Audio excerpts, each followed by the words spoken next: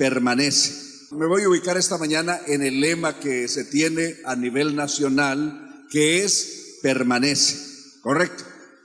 Entonces, pues al estar en la convención, mal haríamos no hablar y emplearle siquiera un tema a lo que es el lema nacional, que es permanece.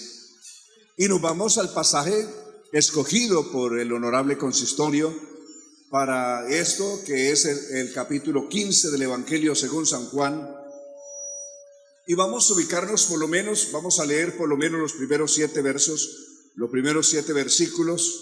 Vamos a leer de San Juan el capítulo 15. San Juan capítulo 15 vamos a leer.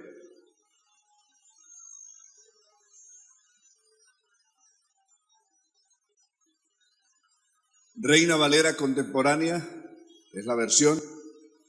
Los primeros 7 versos. Así dice: yo soy la vid verdadera y mi Padre es el labrador. Todo pámpano que en mí no lleva fruto lo quitará, y todo aquel que lleva fruto lo limpiará, para que lleve más fruto.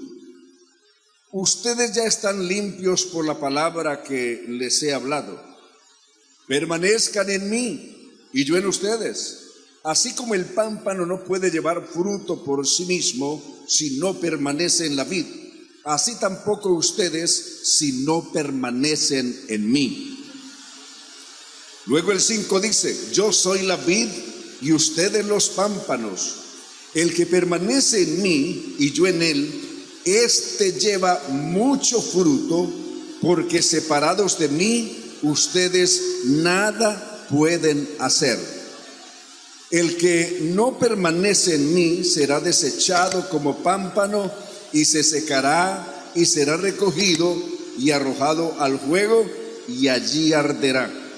Verso 7: si permanecen en mí y mis palabras permanecen en ustedes, pidan todo lo que quieran y se les concederá. Alabanzas al Señor Jesús. Que nos hable el Señor esta mañana. Cuando necesitamos que nos hable el Señor, este servidor necesita que el Señor le hable, y creo que usted también. Entonces, que nos hable el Señor. Tenga la bondad de sentarse. Veremos brevemente la figura metafórica que Jesús usó esta vez en San Juan 15. Por la gracia y la misericordia del Señor, en el tiempo de la pandemia, cuando todo quedó cerrado, Dios me regaló un programa virtual que se llama La Escuela de Jesús. Y en la Escuela de Jesús hemos tenido, pues en medio de la pandemia tuve tiempo para dedicarme a estudiar, a repasar todos los libros de la Biblia. Y entre ellos miré primero todas las doctrinas fundamentales concernientes a la salvación, y después me dediqué a estudiar libro por libro, y presentamos el Evangelio según San Mateo como en unas 60 lecciones. 60 lecciones tiene el Evangelio según San Mateo, todo el Evangelio según San Mateo, bajo el título El mundo de los tiempos de Jesús. Es decir, cómo era el mundo en los tiempos de Jesús, describiéndolo sociológicamente, políticamente, económicamente, culturalmente, religiosamente, cómo era el mundo en los días de Jesús. Y uno de esos otros libros que seguí estudiando fue el Evangelio según San Juan. También está en la Escuela de Jesús, capítulo por capítulo, sección por sección, el libro de los Hechos. Actualmente estamos recorriendo la carta a los Romanos, considerado el manual teológico más importante escrito en los tiempos apostólicos, es la carta a los Romanos. En ese estamos ahora. De tal manera que llegar a este capítulo 15 del Evangelio según San Juan es una hermosura desde todos los puntos de vista que se mire.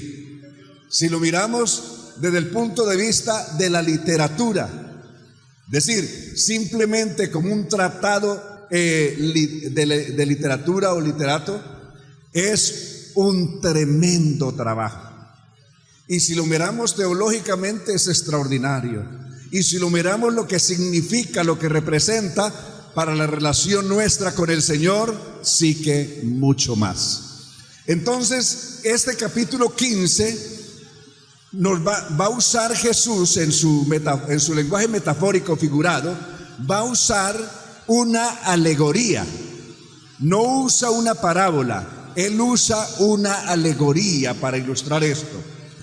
Parábola literariamente se define como un cuento corto de un hecho sucedido o un hecho supuesto, pero es un cuento corto o una noticia, por ejemplo la del buen samaritano y así algo otra, o la del hijo pródigo. Esos son parábolas, porque están contando una historia que a alguien le pasó esto o que le ocurrió aquello. Pero aquí Jesús no está contando una historia que le pasó a otro, que le pasó a alguien, sino que le está tomando una figura comparativa y les dice, mírenme a mí no como Jesús, mírenme a mí como una mata de uva, como la raíz de una mata de uva.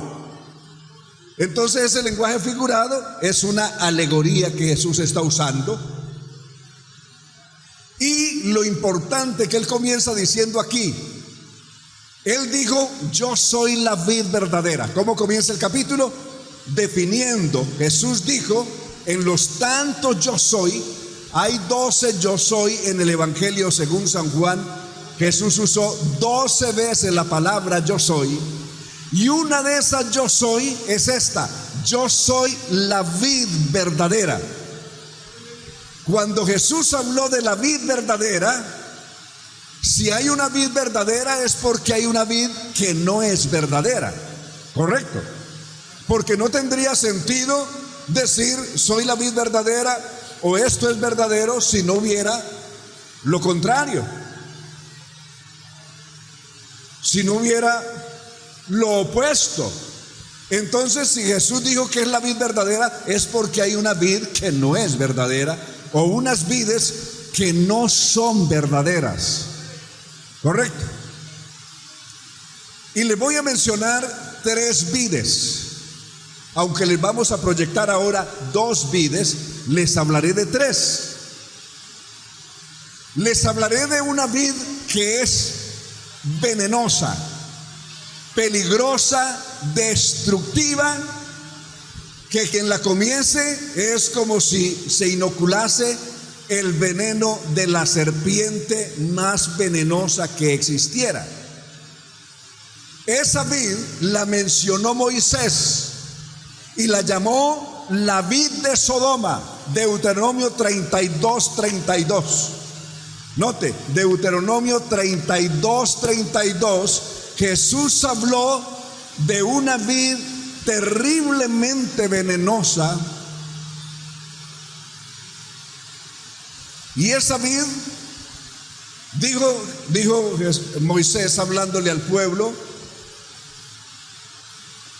Deuteronomio 32:32, 3:2. Ahí está. Porque de la vid de Sodoma es la vid de ellos, y de los campos de Gomorra las uvas de ellos. Son uvas, como describió Moisés esas uvas, uvas ponzoñosas, racimos amargos tienen, uvas que tenían ponzoñas como diversos insectos venenosos. Así describió las vides de Sodoma. ¿Qué resultado tuvo el comer las uvas de Sodoma? Ustedes han leído el capítulo, la parte final de Génesis capítulo 19. Un día, Lot, que había escapado de Sodoma, le dieron el zumo de la uva de Sodoma y terminó en un incesto con sus 2 hijas. Veneno hay en las vides de Sodoma.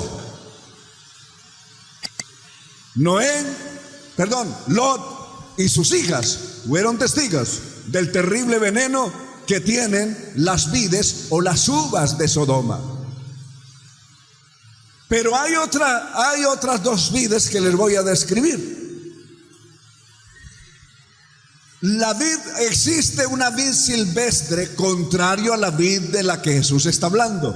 Hay una vid silvestre, imagen por favor de la que es la uva silvestre, para diferenciarla de la vid verdadera.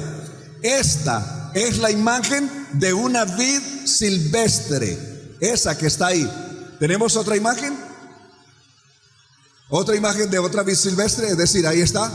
Estas que se ven ahí, mire, son uvas, solo que son más pequeñas. Esas uvas no tienen tanto nivel de sucarosa, sino más cítrico, y por lo tanto son agrias, demasiado agrias. Son las uvas silvestres, y ahí le aparecen. ¿Las ven? Bien, entonces vamos a ver con quién comparó Jesús a esa vid silvestre. Isaías capítulo 5, veamos que Jesús comparó al pueblo de Israel con una vid silvestre amarga. ¿Sabéis qué otra cosa contiene como gravedad la uva silvestre antes de irnos de ahí de esa imagen? Según Jeremías 32:29, los que comían esta uva se les dañaban los dientes, se les podrían los dientes. Dice, los padres comieron las uvas y a los padres les salió la dentera, es decir, se le dañó la dentadura. Eso dice el libro de Jeremías, los que comían esa uva silvestre. Por eso esa uva también dañina. Entonces, estas vides de las que he hablado no son la vid verdadera. Y por eso vamos a ver Isaías capítulo 5, donde también usando una alegoría, una metáfora, nos va a comparar a Israel con una vid silvestre. Aunque la había sembrado como vid verdadera, terminó siendo una vid silvestre. Capítulo 5, los primeros 7 versos de Isaías 5. Quiero cantar ahora por mi amado el canto de mi amado a su viña. Mi amado tenía una viña en una ladera fértil. La cercó y despejó de piedras, y luego plantó en ella vides escogidas. En medio del campo levantó una torre, y además construyó un lagar. Esperaba que su viña diera buenas uvas, pero dio uvas silvestres, es decir, esa que estábamos mirando ahorita. Y ahora, habitantes de Jerusalén, hombres de Judá, juzguen entre mí y mi viña. ¿Qué más podía hacerse a mi viña que yo no le hubiera hecho? ¿Cómo es que dio uvas silvestres cuando yo esperaba que diera buenas uvas? Pues voy a mostrarles lo que haré a mi viña. Le quitaré la cerca para que sea consumida. Abriré una brecha en su muralla para que sea pisoteada. Haré que se quede desierta. Nadie la podará ni la cultivará. Crecerán en ella cardos y espinos. Ordenaré a las nubes que no derramen lluvia sobre ella. Verso 7. Entonces explica esta metáfora y diciendo que representa esa metáfora. Verso 7 tiene la explicación. En realidad, la viña del Señor de los ejércitos es la casa de Israel, y los hombres de Judá son la planta de la que él se complace. Esperaba él justicia, y solo hay injusticia; equidad, y solo hay iniquidad.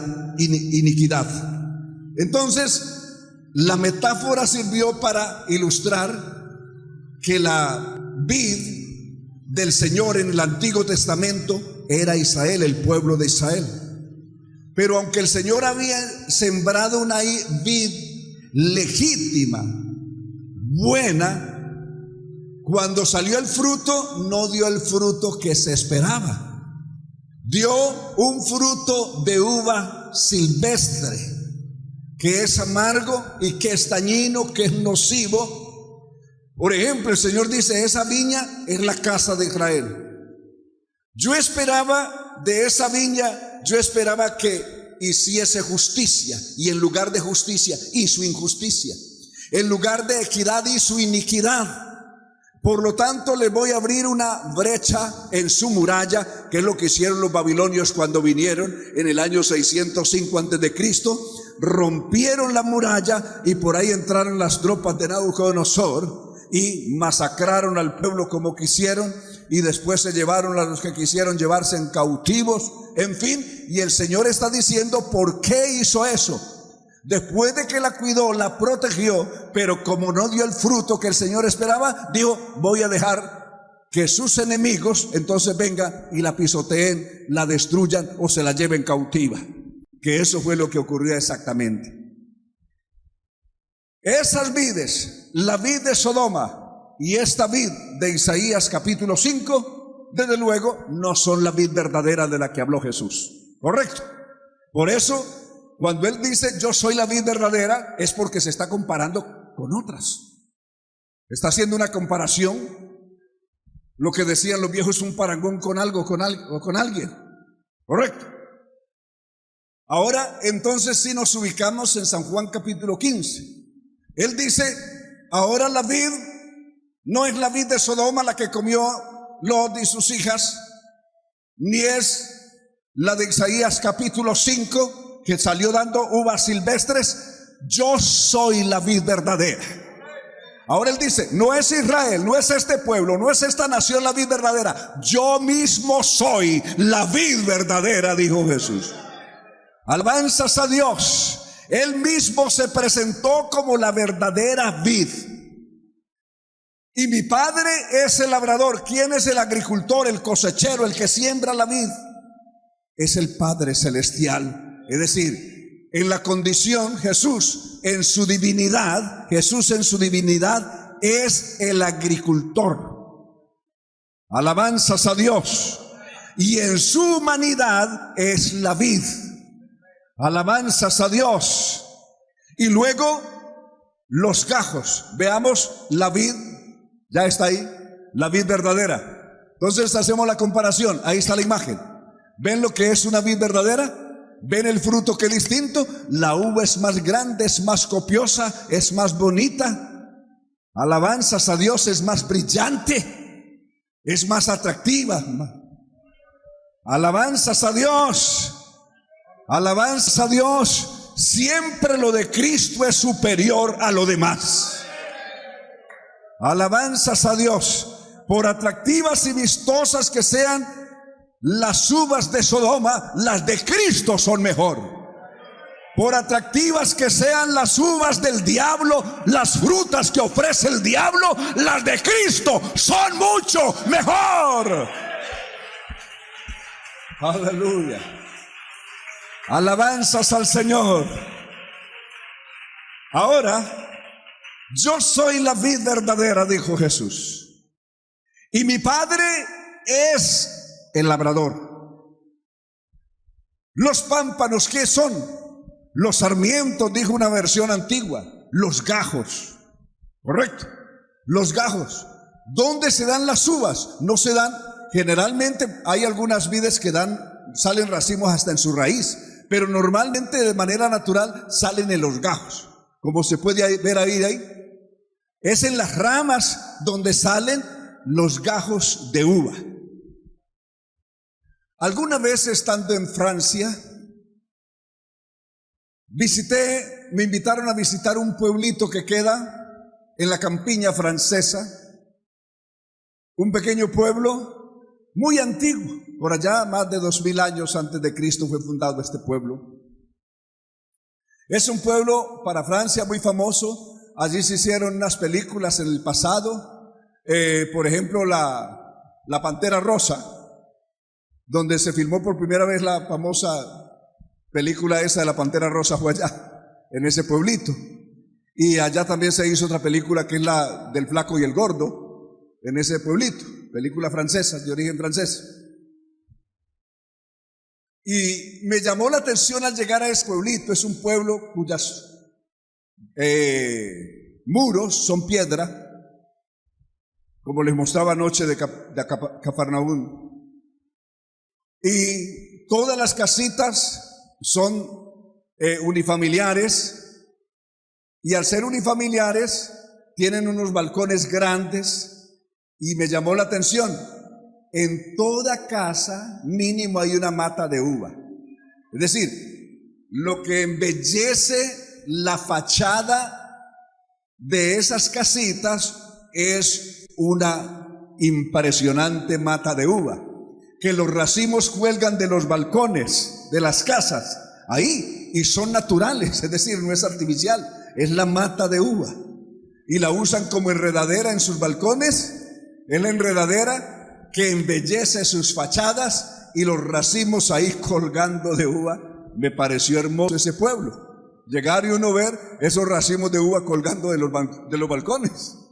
Es impresionante la belleza que se puede hacer con esto en muchos lugares. Alabanzas al Señor.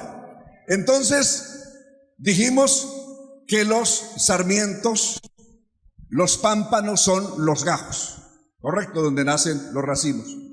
Todo pámpano que en mí no lleva fruto, ¿qué hace el hombre que cuida la viña, el agricultor que está cuidando esa vid?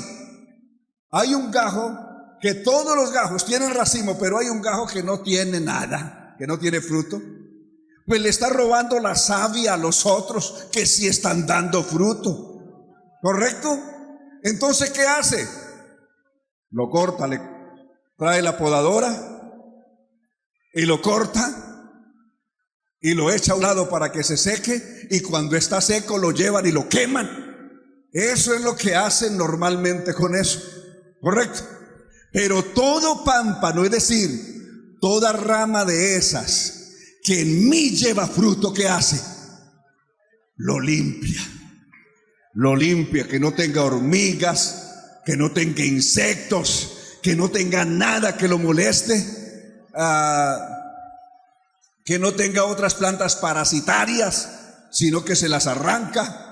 Todo eso lo limpia. ¿Con qué fin? Con el fin de que lleve más fruto y que su fruto permanezca. Alabanzas al Señor. El Señor nos llamó no para que fuéramos la flor de un día, no para que tengamos un producto o un fruto perecedero, sino para que nuestro fruto pueda permanecer en el tiempo hasta que Cristo regrese o hasta que llegue el momento de partir de aquí. Alabanzas a Jesús. Cuando el Señor se fija en alguien y lo llama y lo trae a su iglesia, no lo trae para que escampe el aguacero que está cayendo y después se vaya. No, Él nos trajo aquí para permanecer en Él. Alabanzas a Dios. ¿Cuánto entendemos que el Señor nos llamó para permanecer en Él? Aleluya, una alabanza al Señor. Aleluya, gracias al Señor.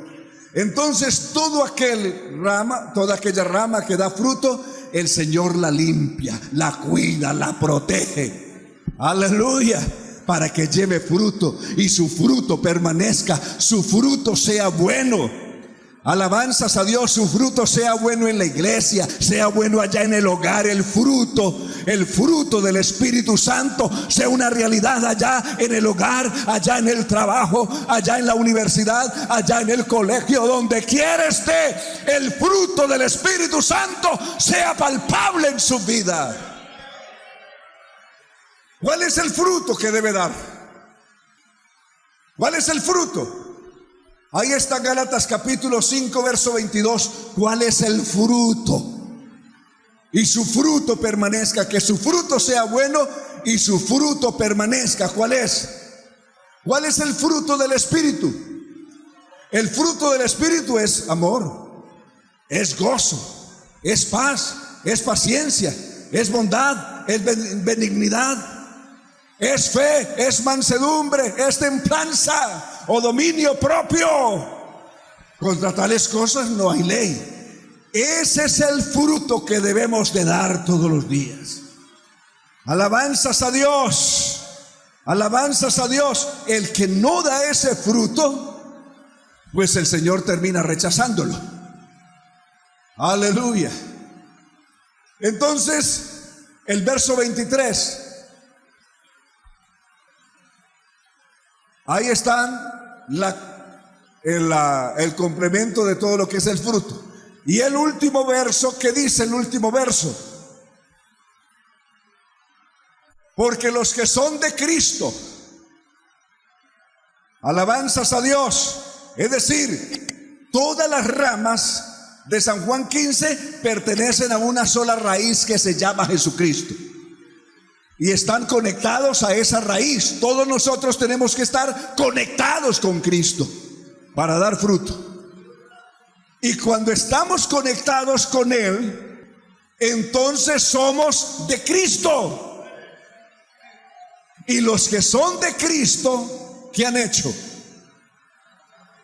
Para pertenecer a esa vid verdadera y no pertenecer a una vid venenosa o falsa, los que son de Cristo han crucificado su carne con sus pasiones y deseos. ¿De acuerdo? Hemos aterrizado donde es. Los que son de Cristo han crucificado su carne con sus pasiones y con sus malos deseos. Aleluya. Ese es el que lleva el verdadero fruto. Y ese es el que permanece. La palabra permanecer es muy exclusiva del vocabulario de Juan, del léxico de Juan. Veamos brevemente. Note la palabra permanecer en ese verso 2, en ese verso 5, en ese verso 7, en ese verso 16, en ese verso 17. Ahí está la palabra permanecer repetidas veces en ese mismo capítulo. Y veamos ahora que no solamente es ahí. En el Evangelio según San Juan, él la empleó también. San Juan 6:56. El que come mi carne y bebe mi sangre, en mí permanece y yo permanezco en él. Volvió a hablar de la palabra permanecer. Y si se va a la primera carta de Juan, usted va a encontrar estas veces la palabra permanecer, entre otras, muchas más, pero le cito estas. Por ejemplo, primera de Juan capítulo 4, verso 24. 16, habla de la palabra que el que ama a Dios permanece en él y Dios está en él. Alabanzas a Dios, permanece en Dios y Dios permanece en él. Alabanzas a Dios. En el capítulo 3, verso 24 de Juan, primera de Juan 3, 24, volvió a hablar de la palabra permanecer. Alabanzas a Jesús. Pero como si fuera poco,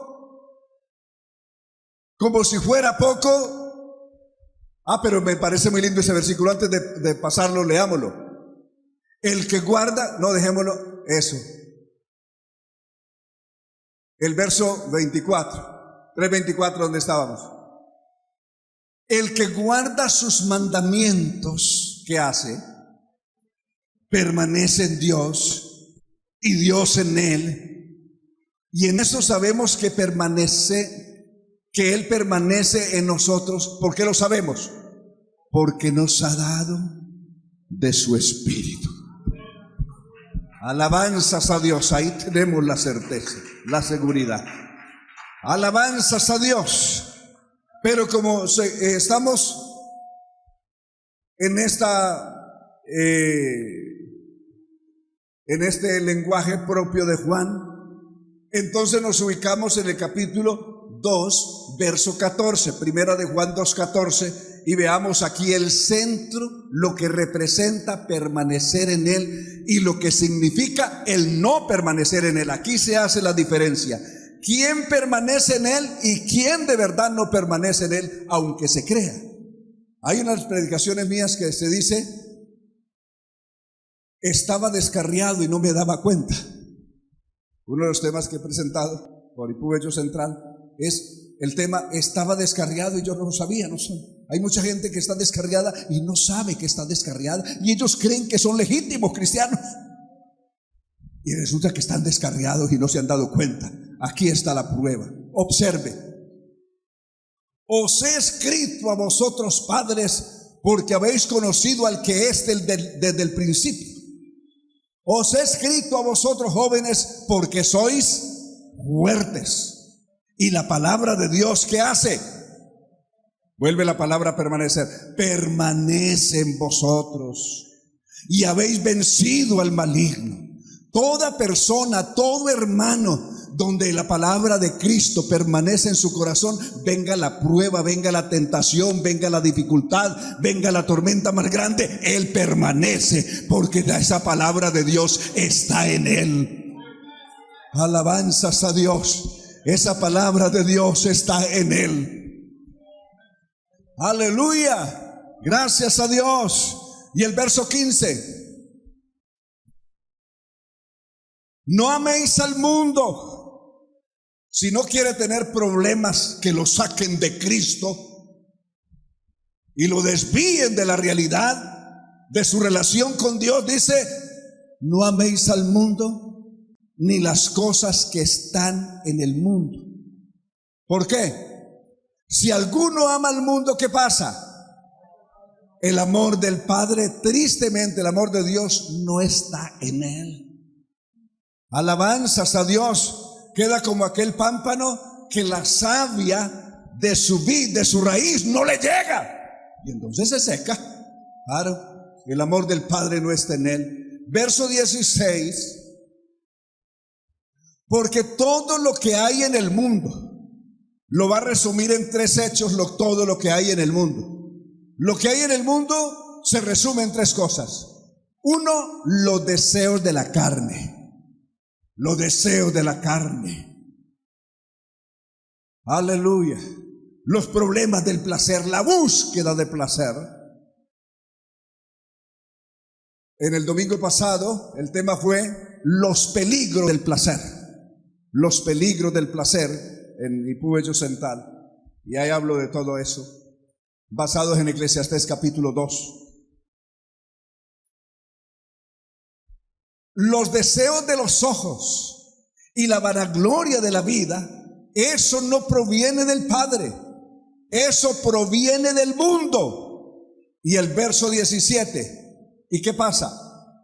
Y el mundo pasa, sus deseos también pasan, pero el que hace la voluntad de Dios, ¿qué hace? Permanece. ¿Permanece por cuánto tiempo?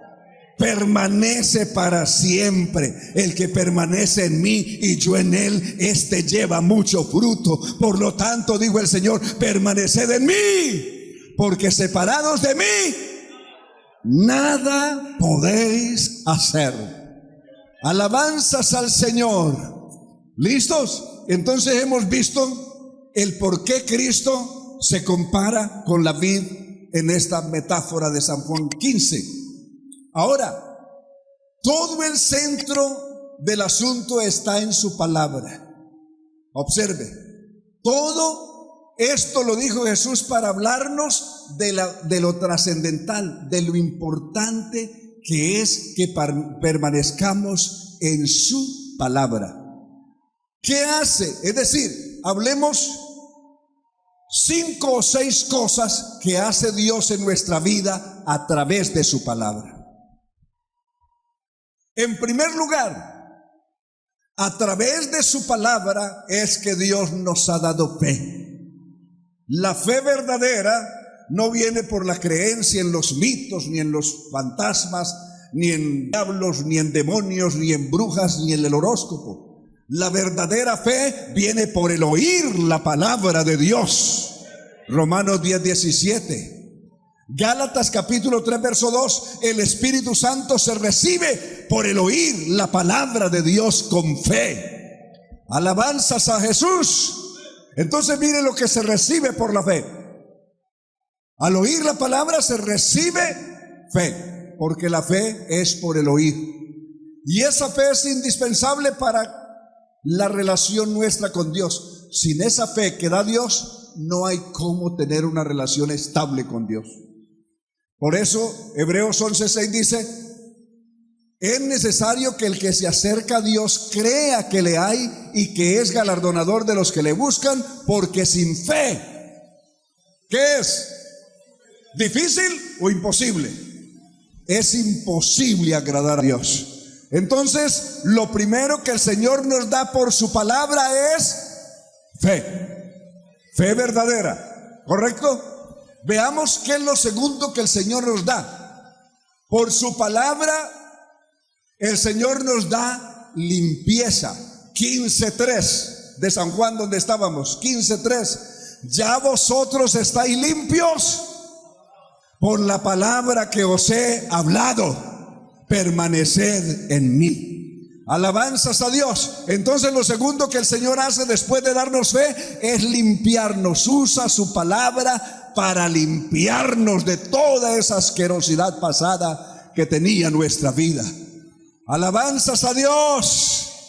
A ver, ¿cuántos hemos sido limpios por esa palabra? Una alabanza de los que hemos sido limpios por esa gloriosa palabra. Alabanza a Dios. Entonces vamos en el punto 2, ¿sí? Limpieza por la palabra. Hemos sido limpios por la palabra. Tercero, por esa palabra hemos nacido de nuevo. No hay nuevo nacimiento sin esa palabra. El nuevo nacimiento del que habló Jesús se lleva a cabo o se realiza a través de esa palabra. Santiago capítulo 1 verso 18. Santiago 1:18. Observen. Él de su voluntad está hablando de Dios. Dios de su voluntad, Él de su voluntad nos hizo nacer. ¿Cómo fue que se operó el nuevo nacimiento? El nuevo nacimiento se operó así. Él de su voluntad nos hizo nacer por la palabra de verdad, para que seamos primicias de sus criaturas. Entonces, a través de la palabra, Él nos ha traído al nuevo nacimiento, a esa nueva vida en Cristo Jesús. ¿Cuántos hemos vivido la experiencia gloriosa del nuevo nacimiento? Una alabanza al Señor. Aleluya, gracias al Señor. También comparémosla. ¿Cómo se operó ese nuevo nacimiento por la palabra? Primera de Pedro 1:22. El día que usted y yo oímos esa palabra y la obedecimos, la creímos y la obedecimos, se hizo efectivo en nosotros el nuevo nacimiento. Observen. Habiendo purificado vuestras almas por la obediencia a la verdad. ¿Cómo fue que fueron purificadas nuestras almas? Por la obediencia a la verdad, mediante el Espíritu, para el amor fraternal no fingido, amados unos a otros entrañablemente de corazón puro. Y el verso 23 dice: siendo renacidos o nacidos de nuevo, no de simiente corruptible, sino de incorruptible. ¿Por qué medio? Por la palabra de Dios, que vive y permanece para siempre. Alabanzas a Jesús. Aleluya. Entonces, ya aquí hemos dado 3 pasos, ¿cierto? ¿Vale? Dimos. ¿Me recuerdan? Fe, limpieza, nuevo nacimiento y hasta purificados. Habiendo purificado vuestras almas. Lo cuarto es la purificación. Habiendo purificado vuestras almas por el amor a la verdad. Por el amor no fingido, el amor a la verdad, dijo el apóstol Pedro. Veamos esa purificación. Entonces estamos en purificación, que es cuarto. Efesios capítulo 5, verso 25, en una analogía, en una comparación con el matrimonio, va a decirnos: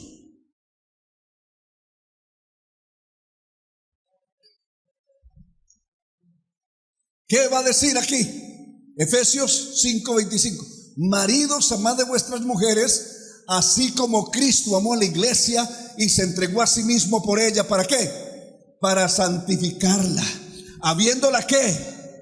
Purificado en el lavamiento del agua por la palabra, a fin de presentársela a sí mismo, ¿qué? Una iglesia gloriosa, que no tuviese mancha ni arruga ni cosa semejante, sino que fuese santa y sin mancha.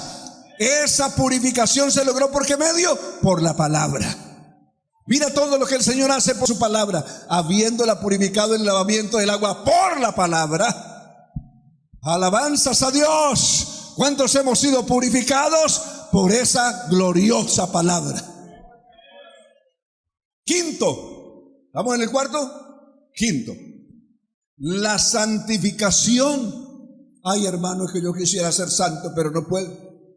Si usted no le presta atención a la palabra, nunca lo va a lograr. Y siempre va a pararse y va a estar cayéndose. Se para y se cae y nunca se estabiliza en su vida espiritual. Pero si usted le presta atención de verdad a esa palabra tiene poder para estabilizarnos en él.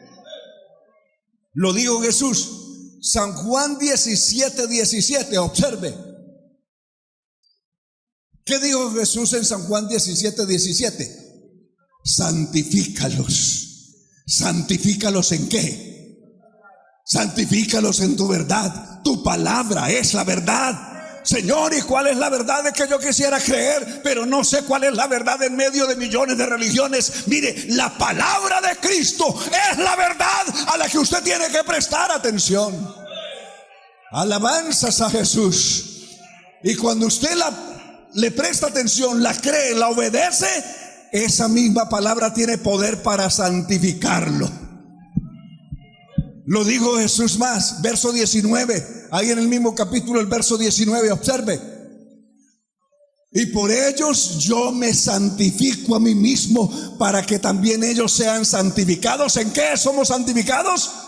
En la verdad. ¿Y cuál es la verdad? La palabra del Señor. Esa es la verdad. Alabanzas a Dios. Alabanzas al Señor.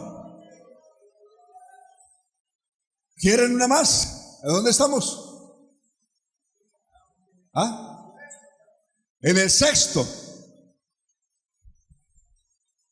La persona que realmente ha vivido todo ese proceso de la palabra ama la verdad. Ama la verdad.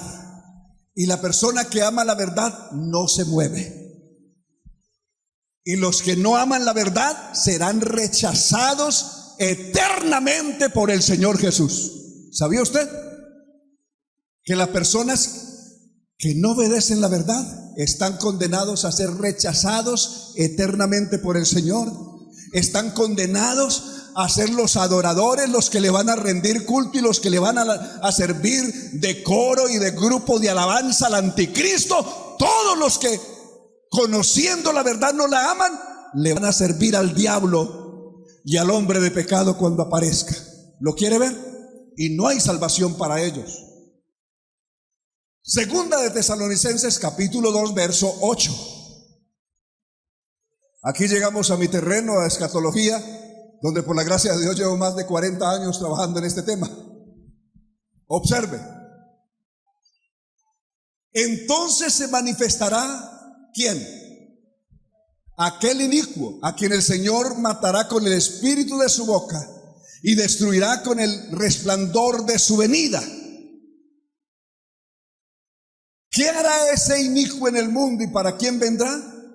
Verso 9. Inicuo cuyo advenimiento es por obra de Satanás. ¿Para quiénes? Con gran poder y señales y prodigios mentirosos, Es decir, hará los milagros más asombrosos, lo más espectacular, lo más llamativo, lo más impactante va a ser este hombre en el mundo. ¿Y qué tal? Usando todos los medios digitales y de comunicación que hay hoy para exaltar sus milagros, para engrandecerlos y para causar mayor impacto en todo el mundo entero cuando venga este malvado con esos milagros poderosos que va a hacer. ¿Y para quién viene ese malvado? Inico, cuyo advenimiento es por obra de Satanás, con gran poder y señales y prodigios mentirosos, viene para un grupo de personas exclusivo. ¿Para qué grupo de personas viene?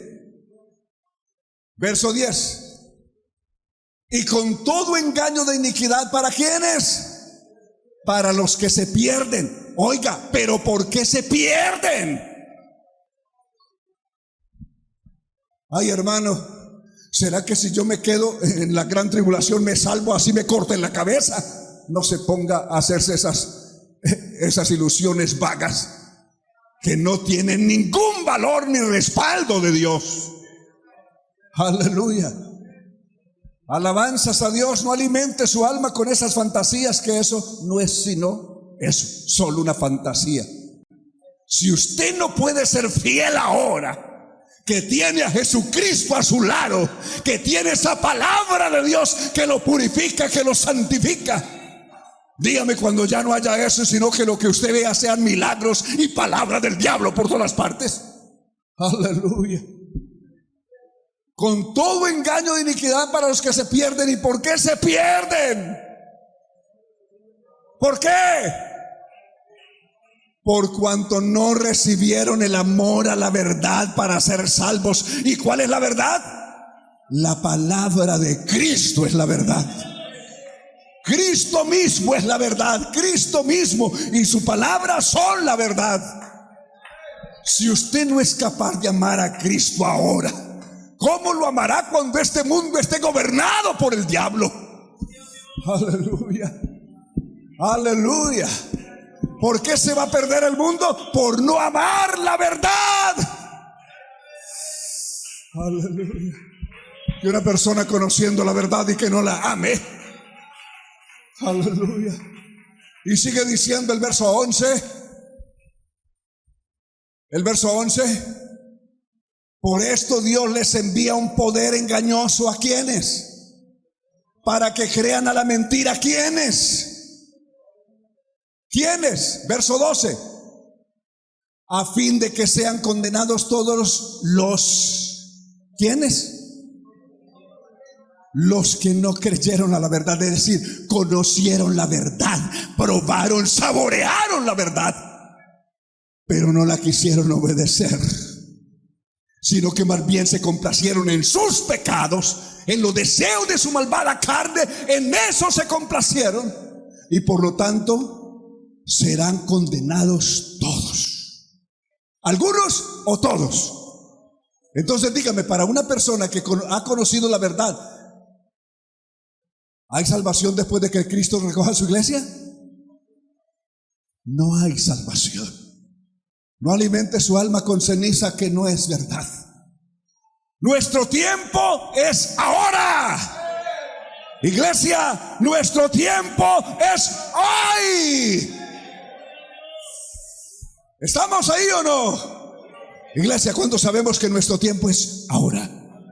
Ahora, ahora.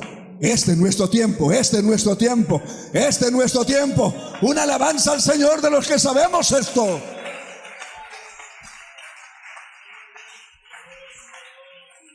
Aleluya. Vea más sobre la verdad. Segunda de Timoteo capítulo 4, verso 1 en adelante. Observe esta despedida de Pablo cuando estaba próximo a salir de una cárcel e ir a poner su cabeza sobre un tronco para que un verdugo con un hacha le cortara la cabeza. Fue lo último que escribió este hombre. El apóstol Pablo en Roma escribió esto: te encarezco delante de Dios y del Señor Jesucristo, que juzgará a los vivos y a los muertos en su manifestación y en su reino, que prediques la palabra, que instes a tiempo y fuera de tiempo, redarguye, reprende, exhorta con toda paciencia y doctrina. ¿Por qué? Porque vendrán tiempos cuando no sufrirán la sana doctrina, sino que teniendo comezón de oír. Aleluya, la gente quiere oír, pero oír lo que ellos quieren oír, no lo que Dios dice, sino lo que se acomode a sus pecados y a sus maldades. Se amontonarán maestros, por eso aparece un doctorado, un maestro por allí, un tal apóstol, un tal profeta, diciendo: ¿quién dijo el matrimonio no es necesario para ser salvo? ¿Quién dijo uno puede pertenecer al género que le dé la gana? Aleluya. Y con eso es salvo, porque es que Dios es amor. Un sofisma de distracción equivocado. Se amontonarán maestros, no conforme a la verdad de Dios, sino conforme a sus propias concupiscencias, y apartarán de la verdad el oído y se volverán a sus propios argumentos. Aleluya. Pero cuando pasa eso, ¿qué debe hacer usted y yo, iglesia, pastor? ¿Qué debemos hacer nosotros? Verso 4. Observe: apartarán de la verdad el oído y se volverán a sus propias fábulas, a sus argumentos. Verso 5. Pero tú, hermano pastor, mi hermano lavado con la sangre de Jesús, salvo por la gracia de Dios, iglesia. Pero tú, cuando estas cosas abunden en el mundo como hoy, sé sobrio, es decir, que nada engañe tus sentidos ni te desvíe de la verdad con argumentos baratos. Pero tú sé sobrio en todo, no en algunas cosas, en todo. Soporta las aflicciones, sigue evangelizando a pesar de todo, cumple tu ministerio. Y dice Pablo en sus últimas palabras: porque yo ya estoy para ser sacrificado. Estoy listo. Es que ya está en el trámite final. Yo ya estoy para ser sacrificado. El tiempo de mi partida ya se acerca. Pero me queda esta satisfacción. Termino con la felicidad inmensa de haber logrado 3 cosas en la vida. ¿Qué cosas había guardado Pablo? Le satisfacían en su momento final la satisfacción de haber peleado la buena batalla. La buena batalla no es aquella que se pelea y se pierde, sino aquella que se pelea y se gana. Esa es la buena batalla.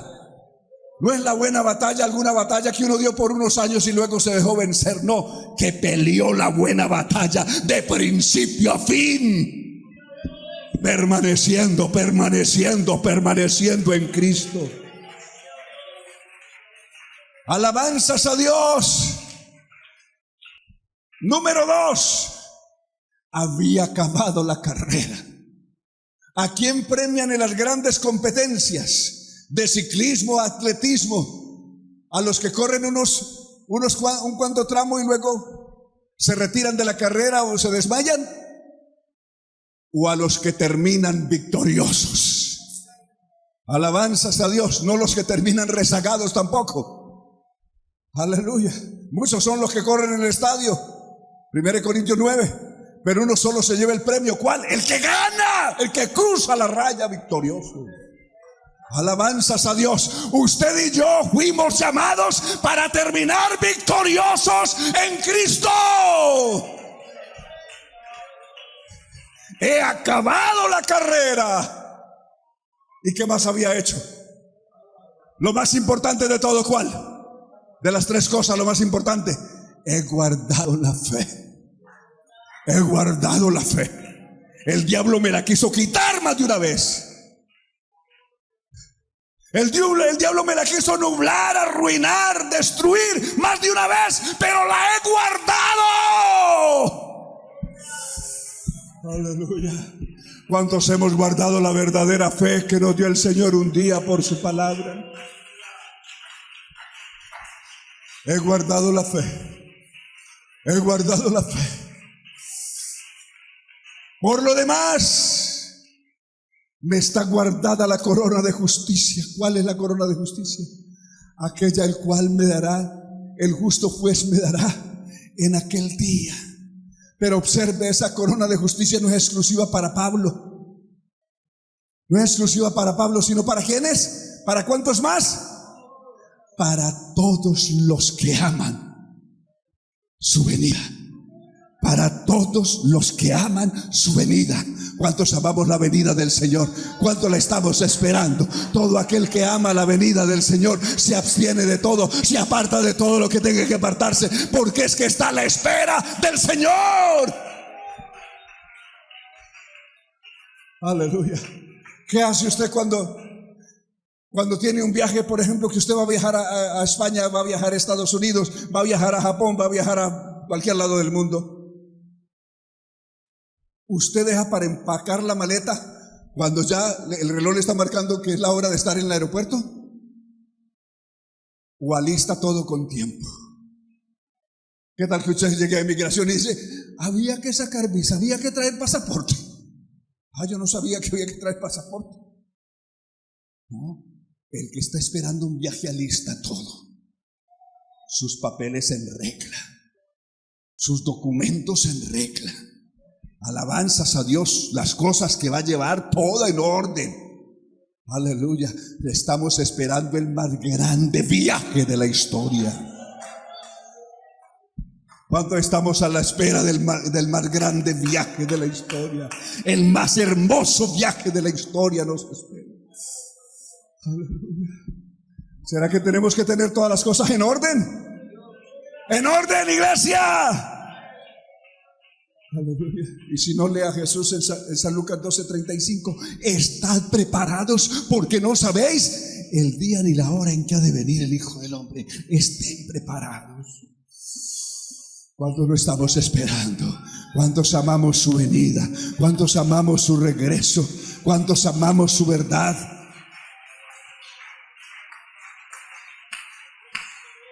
Hermano, iglesia, permanezcamos en el Señor.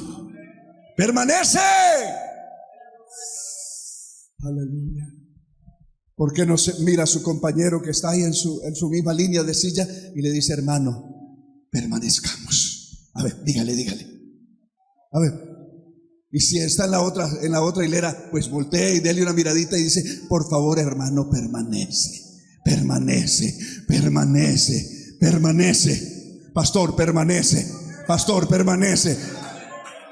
Adorador, salmista, permanece. Permanezcamos. Aleluya. ¿Vale la pena permanecer, sí o no? Aleluya. Le voy a rogar que estén de pie en este momento.